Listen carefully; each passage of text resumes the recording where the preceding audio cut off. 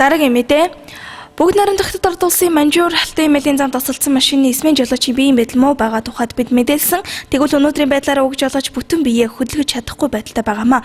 Хүзүүн хугарч нуруу нугсандаа хүнд бэртэл авсан тэрээр жоохон хөдлөх төдийд бэлхүүснээсээ доош мэдээ алдах аюултай юм. За цаашлаад жолоочийн амь настай холбоотой ноцтой асуудал яригдж байгаа учраас Манжуурын эмнэлэгт хагалгаанд орох шаардлагатай гэсэн тодорхойлолтойгоор бол ямар ч хөдөлгөөнгүйгээр хэвтэж эмчилүүлж байгаа юм. Осол гарах үед эсмийн жолоочоор явж исэн гэгчин Дорнот аймгийн 10 багт эхнэр хүүхдийнхээ хамтаар амьдардаг. Амьдралаа авч явахын тулд Улаанбаатараас Дорнотын чиглэлд Станатай тээвэрт явдаг байсан бол сүүлийн үед хэд хэдэн удаа Улаанбаатараас Манжуурын чиглэлд зорчигч тээвэрлэн зөөж байгаад эцсүүлд нь ийм нөхцөл байдалд хүрсэн байна.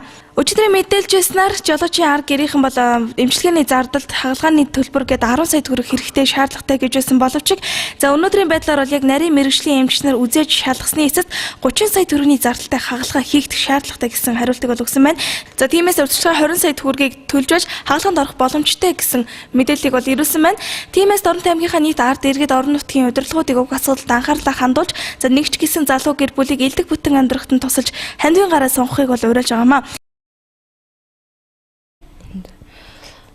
Нөгөө ахын эмчилгээний зардал нь бол 10 сая гэжсэн чинь цаанаас эмчнэр ирээд үзлэг хийгээд анш машин үзчихэд 30 сая болсон байхгүй. Тэрнээс одоо тэгээд урьдчилгаа 20 саяыг авч иж юунд хаалгаанд оруулна гэдэг.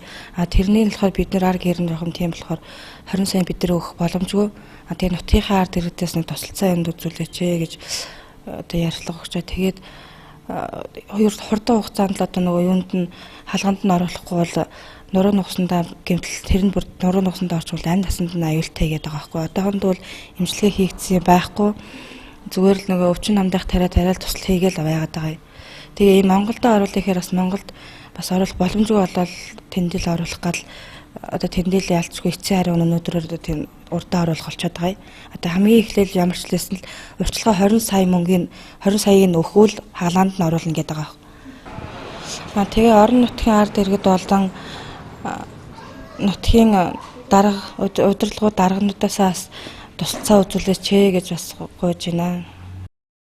Гинтийн осол аваар гэдэг хэлж ирдэггүй хийс ирдэг учраас эрүү салрал болгонд нь гүн тусалцаа үзүүлэхийг хүссэн хүмүүс хамаахны 57 20 78 71 72 гэсэн дансаар өөрсдийнхээ хандивыг бол хийх боломжтой. За мөн 88 95 71 13 гэсэн утсаар холбогдох боломжтой юм а.